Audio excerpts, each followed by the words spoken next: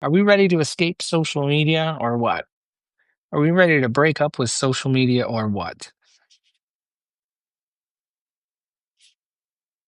Let me just say, for anyone joining us, last weekend I was at a flea market, a punk rock flea market, and I made little flyers with Social Media Escape Club on them. One second, let me get them.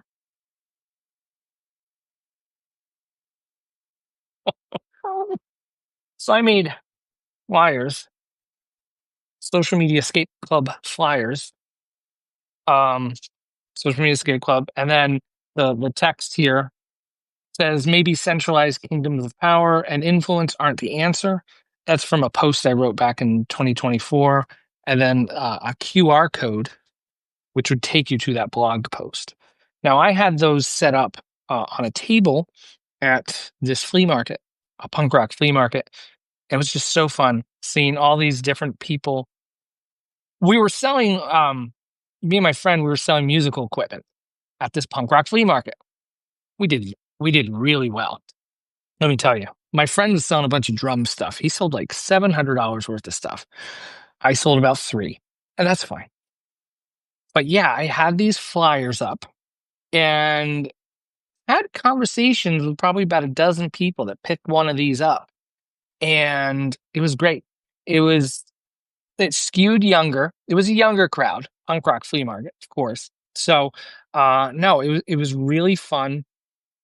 The conversations went from kind of like jovial to like serious.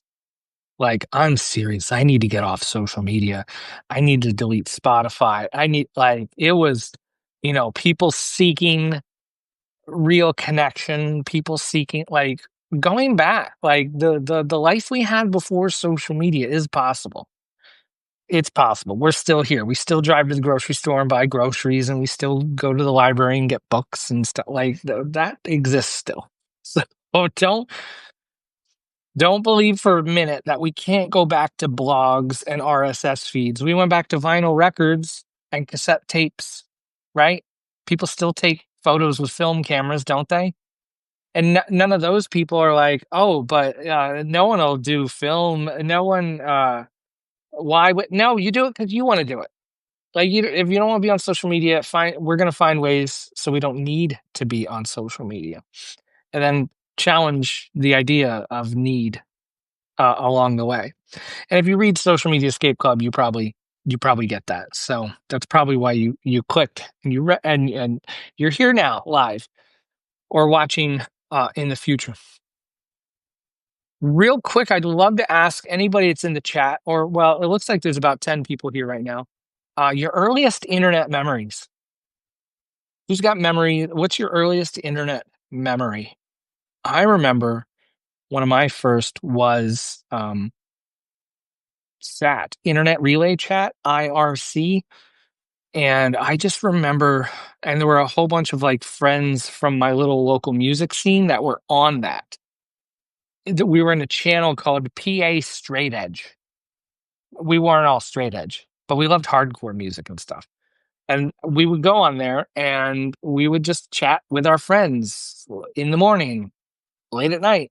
And it was just fun because that was the time too when our computers were actually in a room. We had a computer desk and we had a big CRT monitor, and you had a dial-up modem. If you're just joining, we're talking about earliest internet memories. If anyone wants to drop that in the chat, tell me your earliest internet memory. AOL, maybe. Yes, Sally. Yes.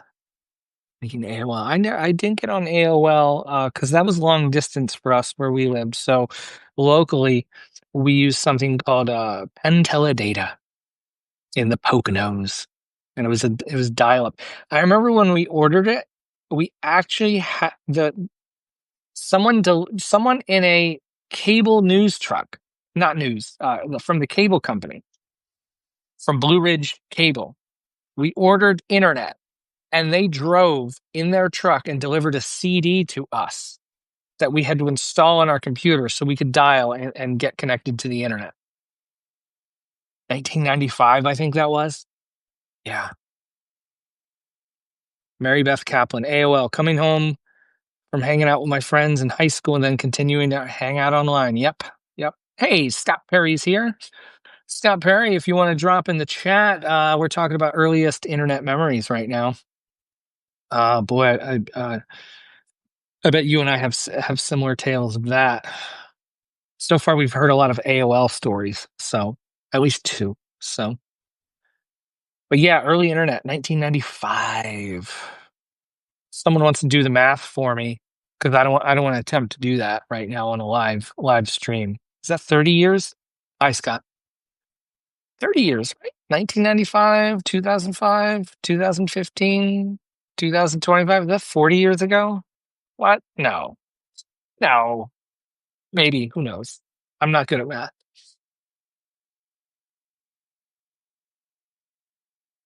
30 years. Oh, cool, Sally. Yes, Sarah Faye. The interviews that we've done a couple lives and stuff like that. Absolute joy hanging out with Sarah Faye and talking about all this fun internet stuff. Scott Perry arguing in blues chat groups. Sounds about right. Sounds about right. Diana making a real live pen pal from AOL chat group and sending each other Boston Bruins jerseys and Detroit Wings. That is adorable. I love that. That's so cool. Real life pen pals. The internet was, I mean, it's funny too, looking at the two here. I see Scott that says arguing in blues chat groups. And then Diana talking about making real life pen pals. That's cool. Yay. So good to see everybody here. Anyone just joining right now, we're just talking about our earliest internet memories. If you want to drop that in the chat, that'd be cool. I said that mine was internet relay chat back in 1995 or so, talking to my friends on internet relay chat, channel PA straight edge. I remember the biggest part of that was we would make plans like the night before, like 9, 10 at night. Like, oh, I'll totally meet you at that grocery store up in Wilkes-Barre at 5 tomorrow. And we went our whole damn day without talking to one another. And after work, I got in my car and I drove to Wilkes-Barre and I went to that grocery store and we met right there in that parking lot at 5 p.m. And now we don't go 4 minutes without checking in on text messages or whatever to or make sure we're still on for tonight.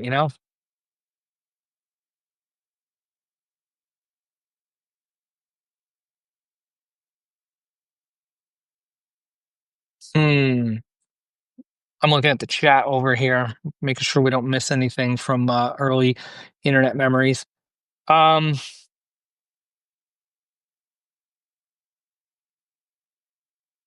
I know one of the big things in talking about leaving social media, there's a big part of it, as we're going to get into, especially with the people I talked to at the punk rock flea market that picked up one of my flyers last weekend, was just the whole like how do you FOMO, fear of missing out.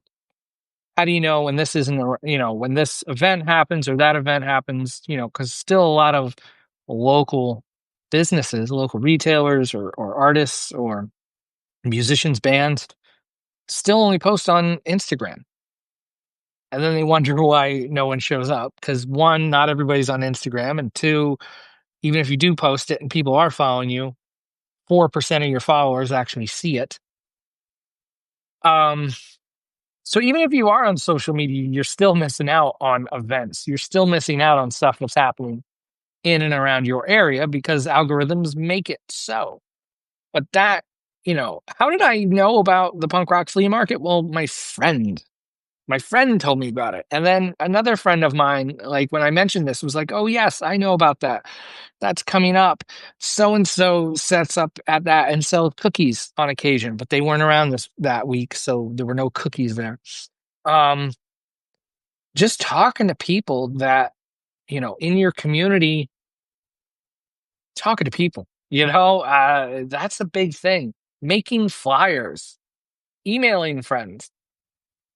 a handful of venues and such still do post stuff to their websites. Now, a lot of times, here's the thing: if you want to be helpful, if you want to be a catalyst for the cool things in your community and town,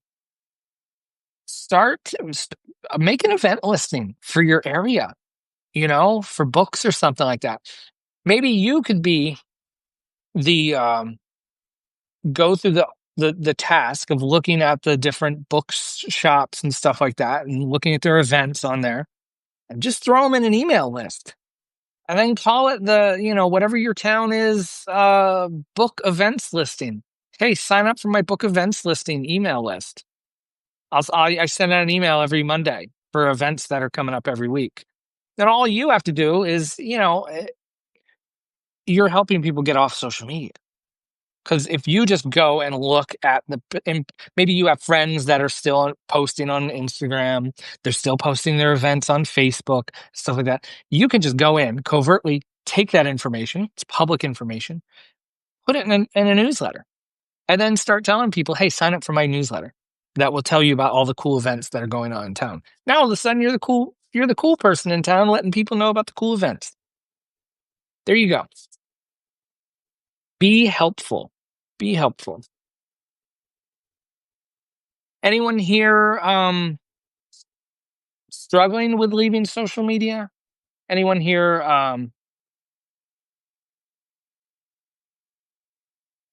yeah, Sally, struggle to find events locally for my brother coming to town this weekend. Yeah. Yeah, it's tough because a lot of these businesses, they just throw stuff up on Instagram and think everyone sees it. Not everybody's on Instagram.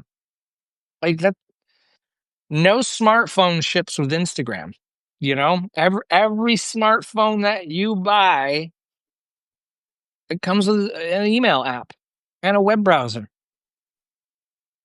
So yeah, just finding local stuff, and the more connected you are with some of the interesting people, the creative people in your community, ask them for the events, put them in your newsletter, put them in the footer or whatever of your newsletter to let people know about the cool stuff coming up. Like that's what we used to do, and we could still do that. So I mean, just yeah, if you there's stuff going on, and the things are poorly attended because everybody's just posting about it to Instagram and Instagram stories or Facebook, and tons of people miss it. And then we all sit around wondering why no one comes to our things. It's not because anyone hates you, it's because nobody knows. Same with our online video stuff or our courses or our book launches. Oh, my sales were down. Yeah, nobody knows. Nobody knows anything. Even your biggest supporters, you could send out the same thing in your email like 5 weeks in a row, and there's still going to be someone after 5 weeks saying, "Oh, I didn't know you had a new book out." Because not everybody reads every single email. Not everyone's paying as much attention as you are to the thing. So lay it up, lay it on. Let people know. Let people know about stuff.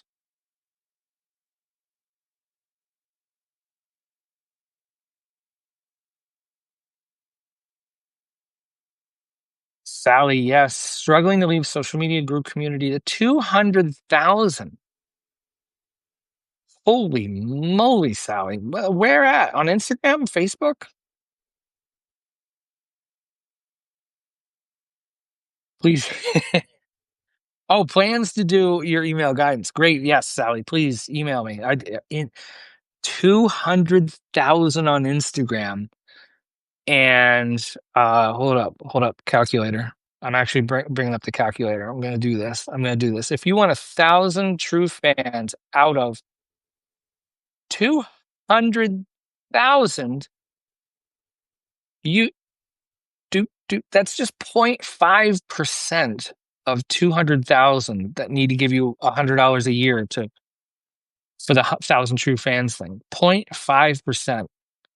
And that ain't happening off Instagram, right? Because people on Instagram love to be on Instagram. People on social media really enjoy being on social media, and the idea of like, oh, I'm going to try to get all these people over. I mean, there's so many. Sure, you could. do stories, you could make videos, you could, screenshot a post, you could all that. But at the end of the day, a lot of people just love being on Instagram. It's just the way it goes. People signed up to be on Instagram to be on Instagram. So, yeah. Sally, yes, getting anybody on Instagram to do anything off of Instagram is hard. That's why, I work for a record label, and yeah, trying to get people off of Instagram to go buy records, very tough. But if you have an email list of people that bought, a record from you a year ago and your band has a new record coming out, who do you email? Who do you get in touch with first? The people that bought your old record. If we have their email address, which we do, we just email them. Hi, we have a new record coming out. Instead of spending so much time, effort, and energy on Instagram, hey, everybody, we have a new record coming out. Crickets. And again, it's not that nobody cares. No one sees it. No one sees it. Yeah, people on social media want distraction, not transformation. That's for sure. Or they desire transformation, but like to get transformation for a lot of people just means you gotta get the hell off social media.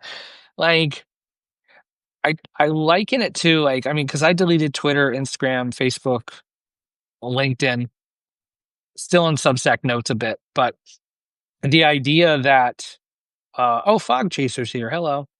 Um, when you spend hours every day on social media, scrolling, scrolling, scrolling, I always think this like, oh, I can, if a year ago you were like, I'm on social media, I got to grow this thing, and you spend 3 hours a day on there, three, like just hour after hour after hour, trying to get the word out about your thing, trying to get people from Instagram. Like, what if you took those 3 hours instead, ignored all social media, instead dumped those 3 hours into what you're doing now? A year down the road, you're going to be exponentially better at what you do, at your craft, at your music, at your art, at your photography. That like, it's going to be like you're not going to need to spend all that time on social media to get the word out. Your work is going to be so much better that people are going to spread the word for you. I would imagine. Now, that's in 1 year. A lot doesn't happen in 1 year, but 1 year spinning your wheels on social media, I don't know. I just think so much like if you devoted 3 hours a day to your craft, to your work, to your writing, to living experiences that enrichen you as a human and make you a better person, which would be then reflected in your writing and your art and your magic, whew, as opposed to getting in arguments on social media every day. I don't know. That's just me. No, all good, Sally. I don't want to monopolize the chat. I will email. No, I love that though. Oh, cool. Thank you, Sally. Oh, and I bet that, yeah, you start as a travel planner, and this is how my agency teaches us to do business. Here's what you do: email a bunch of people, talk to a bunch of people, get them in. Oh my goodness, and then watch how that converts. Converts. Hate to use a marketing term, but yeah.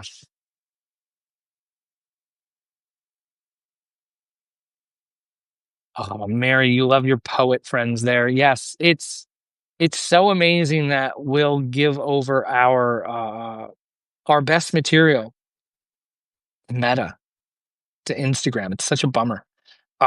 When we could be putting that on our own websites, our own blogs, our own networks. We could be printing them on flyers and leaving them around town when we travel, and so many more people could see it. But instead, we're like, no, everybody's on Instagram. Not everybody's on Instagram. Yeah, if you build it, they will come. I mean, if there's a degree of um, oh, well, I should just be able to make art and then people will find me. Sure, that's a that's dreamy, but like that's the dream. But you got to include some people in this, and that doesn't mean that you have to be on social media 3 hours a day. making reels, starting a YouTube channel. It could just mean emailing a couple people here and there from publications, other artists, media outlets, other people on YouTube whose music you enjoy, and just strike up conversations.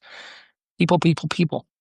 Because trying to do this alone from your basement and putting music up on Bandcamp, good luck. I saw someone the other day say, "Oh, I just have a hard time getting traction on Bandcamp." What? Bandcamp's just a place like where like a lot of people can find you there, but you got to really stand out for that to happen. So, woo,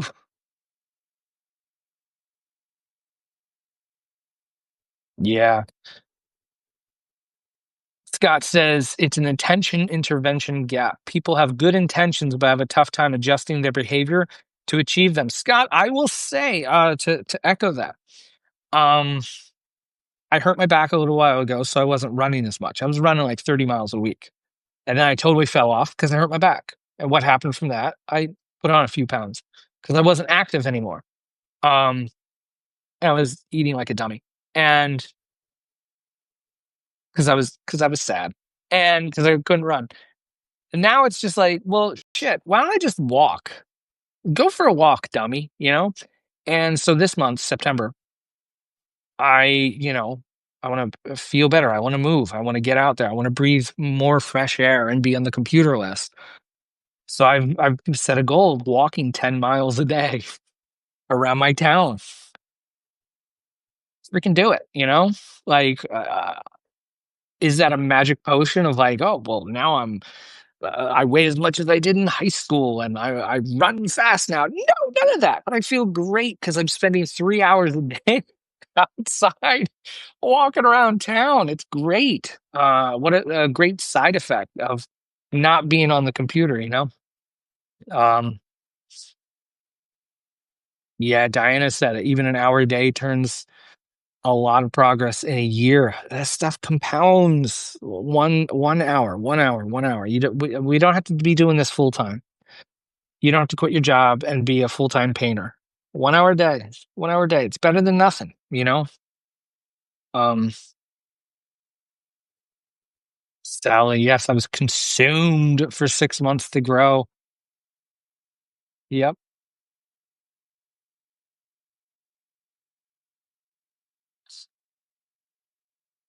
Diana says to Scott, I think we were in the same Alt MBA 6 group back in 2016. Diana, no way. Diana is a Social Media Escape Club member who joins us on our weekly calls. Scott Perry used to work with Akimbo with Seth Godin, and I'm in his group. And here's that. What fun connections. It's so fun. So fun. Yeah. Sally, I do. Yes, I do not walk 10 miles all at once.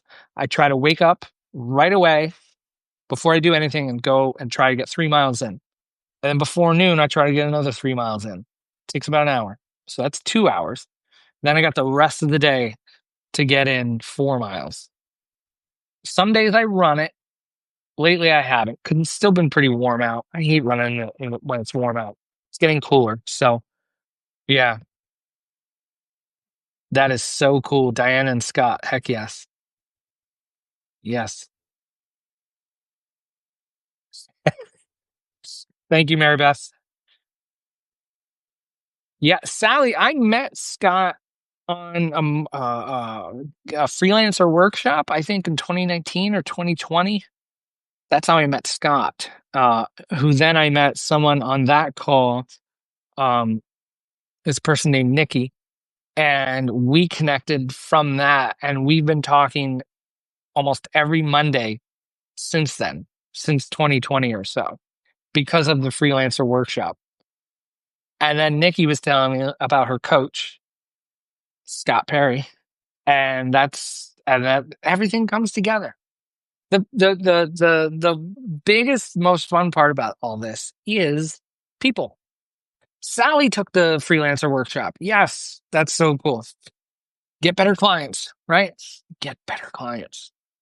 Do which is still holds true to the work that we do today. We want to do cool stuff for people that appreciate what we do. We're not trying to appease the masses. We're not trying to be there for everybody. We, yeah, people like us do stuff like this. As Seth Godin says, yep, cool. Love that. Love that. Serendipity for sure. That's the fun part here and the serendipitous nature of all this. I met someone on Substack Notes a little bit ago. I forget their name, but it was just like, yeah, cool. We met, and they're a musician, and um, and that's that. That okay, yeah, we met. I talked about their work, or I made a video reply for them at one point, and yeah, the idea of getting off social media is like, well, I'll never meet more people. And I always say, like, I'm not on TikTok, so I'm never going to meet that some serendipitous meeting with someone on there, or on Twitter anymore, or on LinkedIn, or on Facebook, or on Instagram. I'm just not going to meet them. But here we are now. When I was at that flea market, when I was at the punk rock flea market on Saturday, yeah, but I'm not meeting all these other more people at this other bigger flea market, at this other market cool thing in a whatever part of a cool city or something like that. Yeah, I guess I'm not going to meet those people either. It's Wednesday night. I'm not going to a show at a local venue, so I'm not going to meet those people either. Like, how much can we keep meeting all the time? How much meeting do we have to do?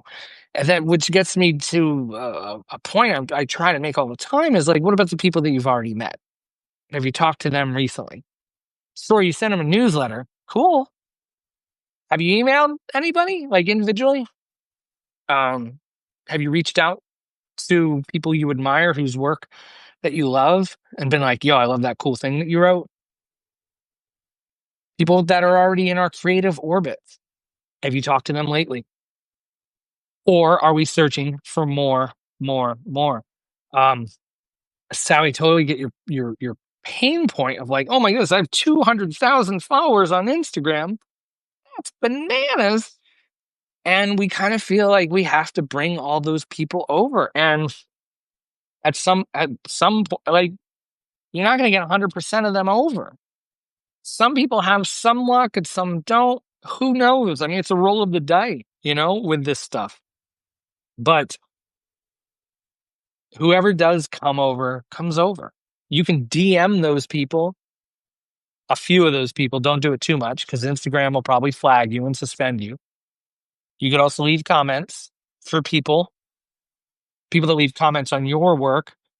You could, like, leave a comment for them, say, hey, link in bio, whatever, come read my Substack or whatever. But, like, a lot of people just want to be on Instagram. They want to scroll.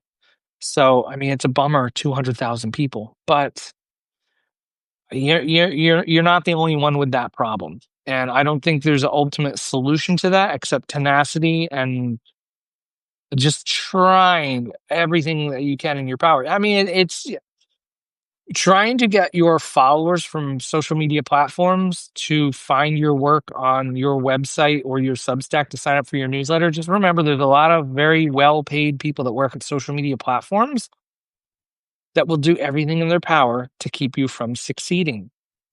They do not want you to get their email address to be able to contact them. That is their valuable information for them to use, for them to sell to companies, not you. You are the product. Thank you for setting up shop on Instagram and attracting 200,000 people to your offering and keeping them in the loop and keeping them engaging and keeping them hooked on the platform. But you'd like access to your followers? No, thanks. Nope. Goodbye. That's where the relationship ends. Ugh.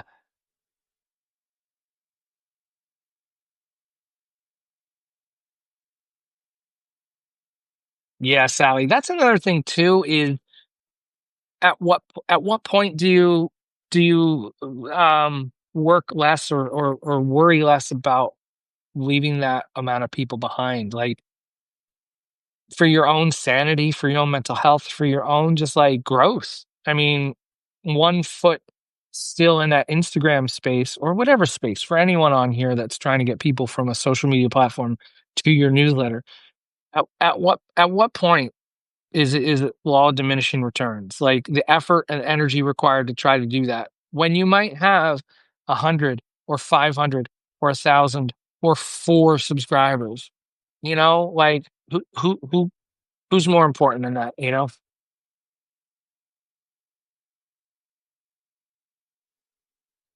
Oh, don't worry, Scott. There'll be a replay. Scott, I was just saying that I now try to walk 10 miles a day, and I feel great doing it. So, mm. Sally, even access to followers on Substack, we don't have access to. I think I have 10,000 followers or whatever on Substack. I can't reach them. Anything I post on Notes gets seen by like 80 of them. So that's worth it. What am I going to do? Try to engage my followers? No, like so often I just think, I mean, that's why I don't post on Substack Notes that much anymore, is because I have an email list. My email list, well, my blog eats first. My big ideas, my latest thoughts, my whatever goes on the blog first. Then a newsletter that goes out once a week pulls from the blog and lets people know about the stuff that I've written on the website, because I write on there a couple times a week. Substack Notes, that's last for me, because again, it's kind of the idea of like, the growth mind says it's not the important people are on my email list, and me trying to engage with them on a platform where most of them won't see it is counterintuitive for me, I think. So that's why I don't spend much time there. Oh, Cal Newport stuff. Yes, Sally. Absolutely. Absolutely. Hey, Stephanie, welcome. Welcome, Mary. Um, if you want to drop in the chat one of your earliest internet memories that kind of got us down the rabbit hole we're in right now. DJ Shatsky in the building. Welcome. Welcome to the show. Sally, wait, you can access subscriber emails. Yes, you can access those. Yes, I export them almost every other day, just in case. I can't access followers. You can't export your followers on Substack. You can export subscribers. DJ Shatsky, what up? What up? What up indeed? Um, we're just chilling and talking about escaping social media. We're talking about doing live events. We're talking, which is something DJ Shatsky knows very much about. DJ Shatsky, spinning vinyl records of polka music and good jams in various locations all around Wisconsin. Heck yeah.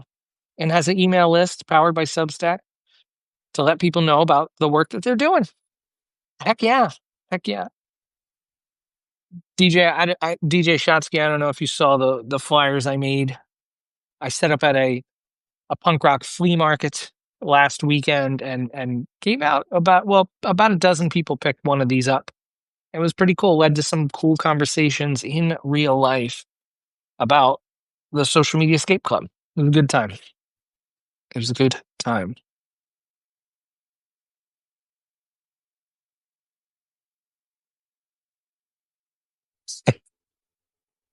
And it was really interesting to hear just some of the conversations that came up from people. It was a younger crowd. Obviously, it was a punk rock flea market, but a lot.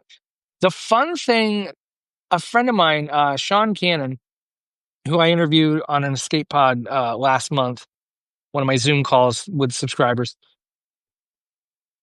Peabody Award winning Sean Cannon, who I used to work with back in 2005 when I ran a music blog. He's doing some cool stuff. Check him out. There's an interview posted on, or a post about him posted on my website.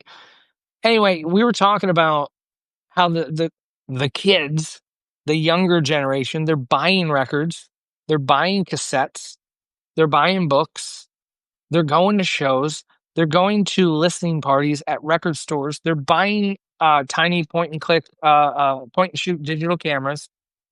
The thing he said to me was, for old farts like me, I know I'll get some flack for that. I'm going on 50 next year. Um, there'll be people in the chat that'll be like, 50, you're a young kid. But for older folks like us, the pandemic was such a small time in our life. Whereas the younger generations, the pandemic was a larger percentage of their life. So after all that, they're hungry and seeking in real life stuff, tactile things, magazines, print, vinyl, photographs, prints, events. So there were a lot of people at this punk rock flea market. That thing was not empty by any means. There was a steady flow of people there throughout the day from 10 to 4 p.m. It was great. So, um, DJ, yes, I so want to. Yes, there's another flea market. They're doing it again in March. I literally want to buy a table. It's only $25 for the day. It's nothing. I really want to buy a space, set up 2 chairs, or maybe a couch and a chair, a coffee table, some bottled water. Come on by and let's talk about social media. I bet I would not go. Yes, DJ, it was super cheap. $2. Um, yeah. So I think I want to do that next time instead of trying to sell stuff. I think I want to make an in real life, like, spot, a cozy spot with a couch and a chair, and just have people come by and talk about social media. And I bet I would probably have 50 conversations if I did it that way. Not trying to sell nothing, not like, hey, if you like it, here's my card, whatever, subscribe to the newsletter, go to the website, whatever. Cool. But really, yeah, I think in real life stuff, yeah, DJ Shotsky, you should definitely do that. Tell me what you think about polka music. Yes, just to see what happens. Why not? There are so many people still probably in your community that have no idea. There's so many people that have no idea what you do or that these events even exist. So heck yeah. Oh, here's where I'm going to be next week or next month. This event is coming up. I was talking about that earlier in this, um, on this live of like that. So many event listing stuff is relegated to Instagram or Facebook.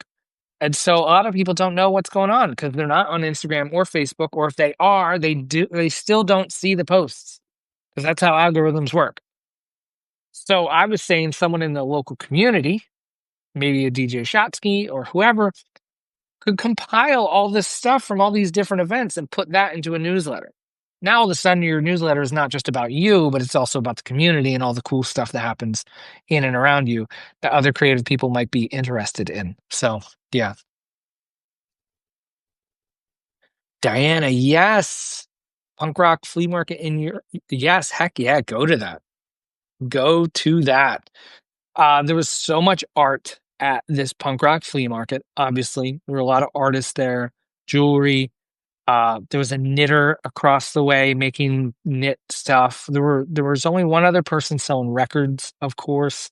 A lot of art, a lot of art. And then me and my buddy were selling old music equipment, like that kind of stuff that we weren't using anymore. He's a drummer, so he sold a bunch of cymbals and stuff like that and made $700. I sold some electronic music gear and made about 300. But had a dozen or so conversations because of this. And now I'm thinking I gotta leave some of these in my neighborhood at some shops around town or something like that. That's what I gotta do.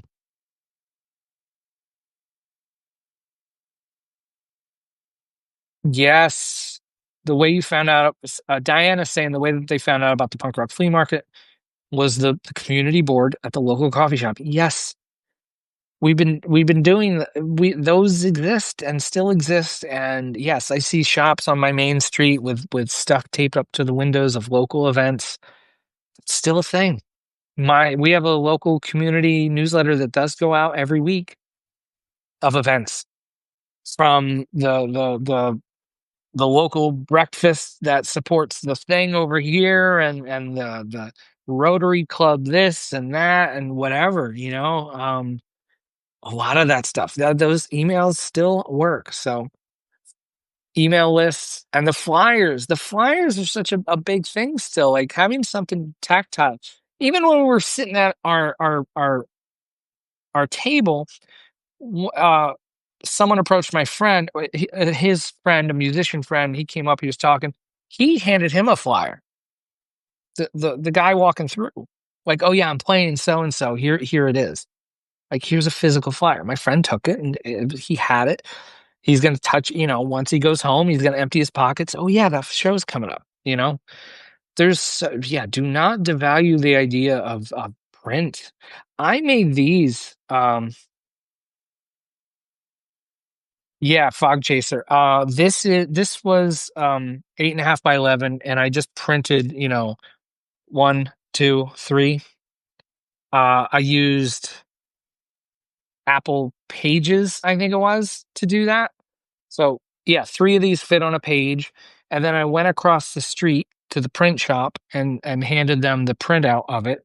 I have a laser printer, and yeah, I'm like, give me 25 copies, and can you cut them? And they cut them. It was like $6. And so now I have all these that I can hand out and give to people. Yeah.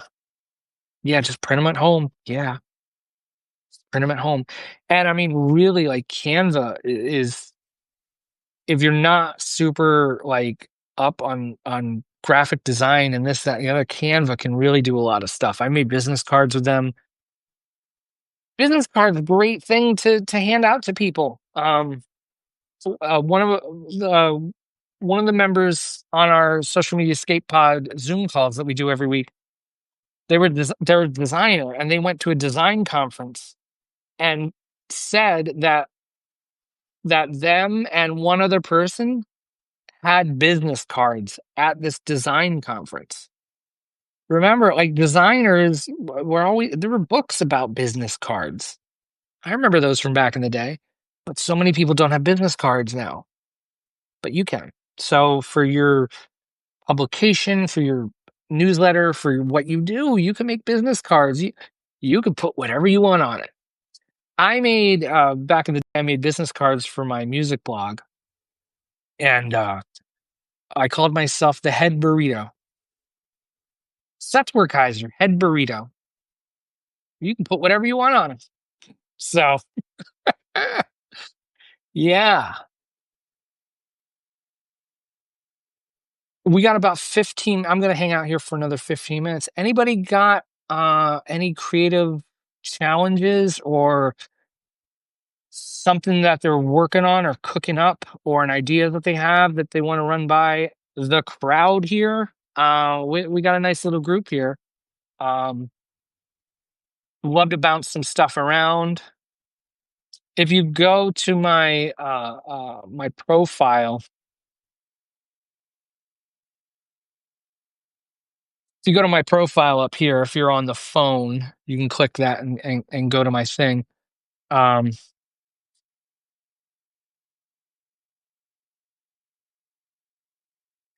you can then find, I do email guidance. So if you want to get deeper, you want to get granular, you can shoot me an email, and I provide email guidance. The first one's free. Free. So a lot of people send me, like, I do this and I do that, and I've been doing this for 2 years, and I used to do this and did that, and this is how my thing works. Yoga instructors and photographers, ceramicists, all sorts of people email me for email guidance. And they send me that big spiel, and, like, this is my challenge, this is what I'm working on. And the first one's free. Free, free, free. It doesn't add you to any email list. No upsell, no pressure. And yeah, and it's a lot of fun. The first one's free. So you can find that on my profile up here. There's a post already pinned. It says email guidance. Go to that, and yeah, I can help you out. But I can help you out here too on the chat. What do we got? Advice on how to convince people, my boss, that social isn't effective when they are super addicted to it. Feels like I'm arguing against their very real hallucination. I mean, can't you just show them the numbers? Like, can't you just show them, like, okay, here's our last 10 posts, right? On whatever platform. And then here's the average number of likes or impressions or both or comments, maybe all three. And then here's how many followers we have. And then you say, wow, look at that. 2.3% of all our followers interacted with our thing. 2.3%. But wow, when we send out a newsletter, 56% of the people that we sent to open our emails. And then, another 3% click a thing. I don't know. Is it about numbers? Would they even be convinced by numbers if you showed them that?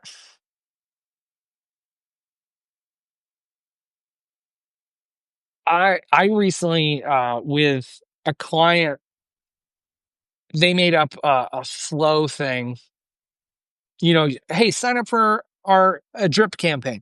Sign up for our email list, and here's the first email it sends. Okay, fine. And then the second email was, hey, be sure to follow us on socials to keep up with all the news. And I pushed back. Me, just a little outside freelancer guy, but like talking to this agency, and I was like, hey, can we maybe do something different instead of sending the people that are now on our email list to a platform where we can't reach them? Can't reach them.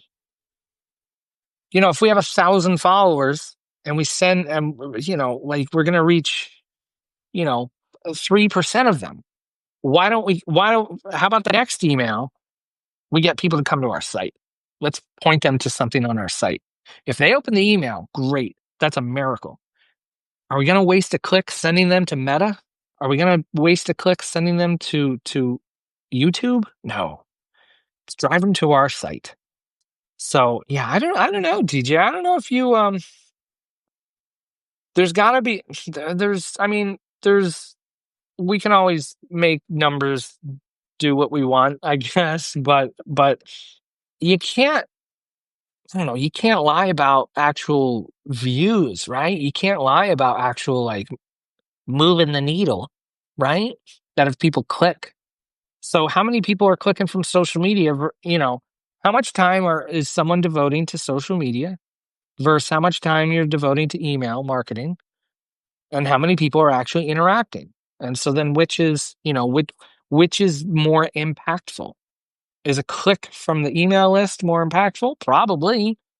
Is a like from Instagram impactful? Probably not. But how do you measure that? How do you measure that? If you're just going for likes and comments, whatever, like, I don't know. I don't know. But if you could show them that, like, the amount of time that is spent on social media and like what the return is on that time, that investment. I hate getting into the ROI discussion, but I mean that's really what it is. It's a business thing. So, yeah, I don't know. I don't know. We got Raf here. You know, a fun thing. I just replied to someone about algorithms, and I was like, oh, it was one of our photographer friends here on Substack. I forget their name, of course, because I'm live on a Substack, so I forget their name. I'm gonna forget everything. Um, but they were like, oh, can we just display photos without algorithms? And I'm like, yes, put it on a blog. Tell people about your RSS feed. And the common argument against that is always like, oh, no one's going to do that stuff again. No one's going to read blogs. Well, yeah, no one, yeah, yeah, no, and no one's going to take photos with a film camera either, right? Bog Chaser, yes, it was Andy. You're right. That's it. It was Andy. Yeah, no one's going to take, who's going to take photos with a film camera? Digital cameras are so much, yeah, guess what? A lot of people take photos with film cameras, and they don't do it because like, oh, everyone thinks it's cool or whatever. No, they do it because they want to do it. If you want to read blogs.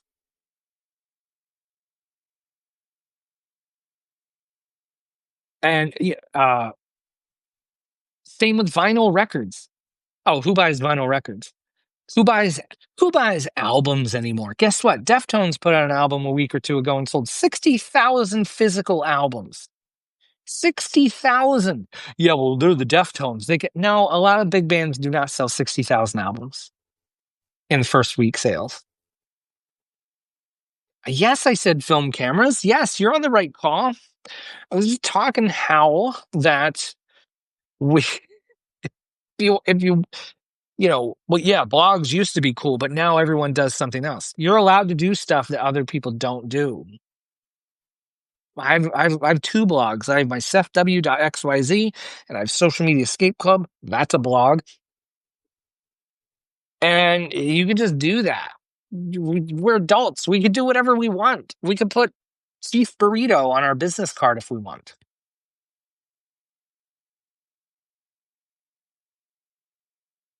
Scott, with the ROI can also mean ripples of influence or ripples of impact. Yes. Very true. Very true. Oh, website suggestions. I and the idea for me, and again, this goes to my blog thing though. Well, who even reads blogs? My thing is, I want to read this comment from Raf. I was listening to a designer saying that we'll be back to film because it's not about paint management.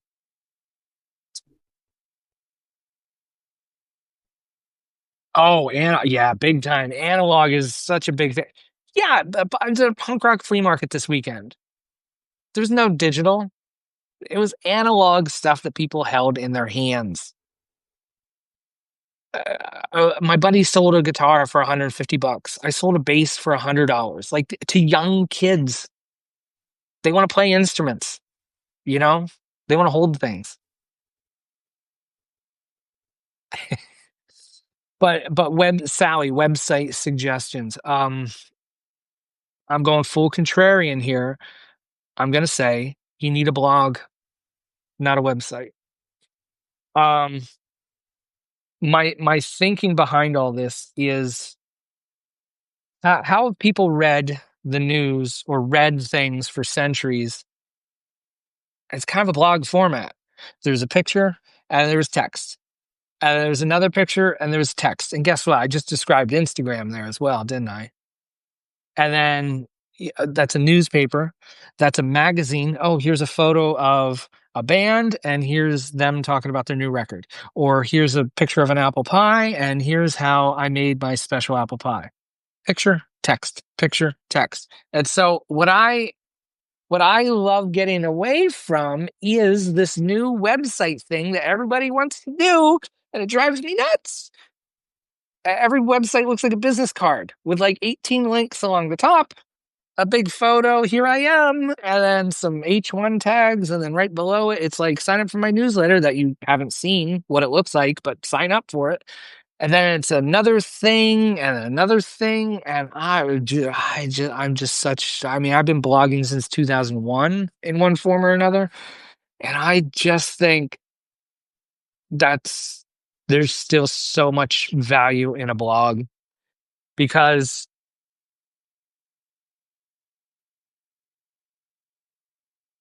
mm, the thing with the blog and I sure I'm going to bring up Seth Godin, who's been doing this for 10,000 posts for years, but um with a blog like Seth Godin or Austin Kleon, go look at Austin Kleon's site. It's a blog. And you can go back to his very first post if you click around enough. Same with Seth Godin.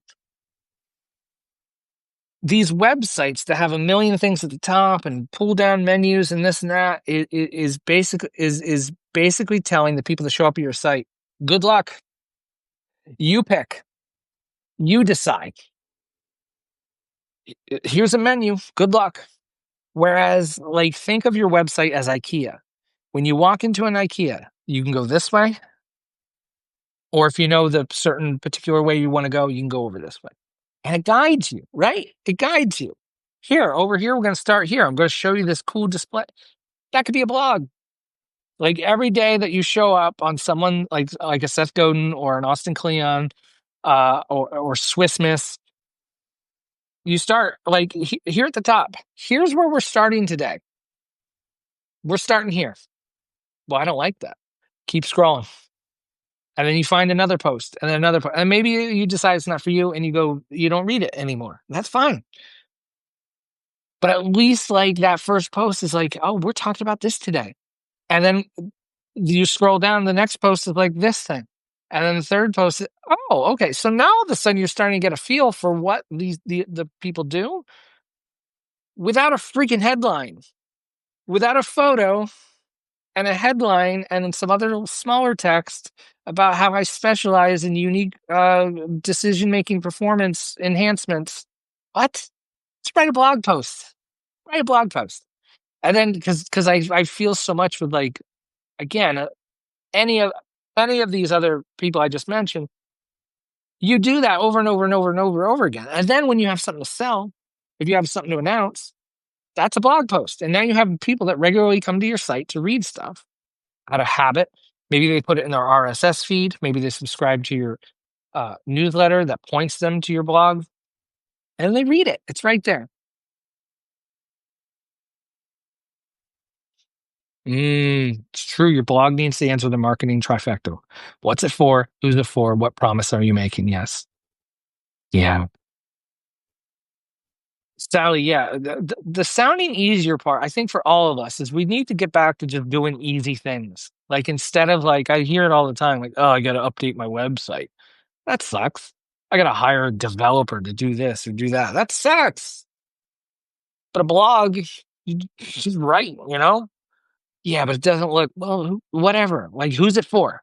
Who's it for? You know, like who, so much of the blog thing for me too is like you're showing every day or with every post. This is what it's like to work with me. Like, this is how I write. This is probably how I'll email you if you hire me to do some job. People hire people that they like, you know, or that like they know they could do the job, and then they like it. Like eventually, you get to see the rhythm and the attitude and the style and the vibes of someone. That's a blog delivers that, you know. Because here's the thing: so often we have these, you see these websites with the 18 things at the top and the pull down menus and the this and the that, and then you go to that person's social media. Oh, that's where they show the blog part. That's where they write big Substack notes that are like 900 words and stuff like that. Meanwhile, their site is just like static, and it's like their photo and, you know, a H1 tag with the headline. Bah, bah, bah. Meanwhile, all their personality is like bursting forth on social media platforms instead of their website. My 2 cents. Mm, mm. I get jazzed up about that, about the blog thing. Everybody, I'm gonna duck out of here in a minute or two. This has been super fun, and I'm glad you were able to all hang out, ask some questions. Hope we get. Oh, and Sally, to answer your question, like what platform I use, WordPress. I have a guy that I could put you in touch with if you want to explore WordPress. It's not as scary as it sounds. He set it up for me, um, and very affordable. Great dude. Um, Yay. DJ Shatsky, go point those numbers in your boss's face about how ineffective and dumb social media is. Uh, cool. Deborah, you just got here, but we're heading out. Replay will be posted in a day or so. But thank you everyone for hanging out. We just started this an hour ago. Um, riffs and rants. That's what we do here, Scott. Yes, absolutely. Be in touch. Subscribe. Check out my email guidance if you have any questions. The first email is free. And yeah, subscribe, stay in touch, and cool stuff. Bye, everybody. Have a good one.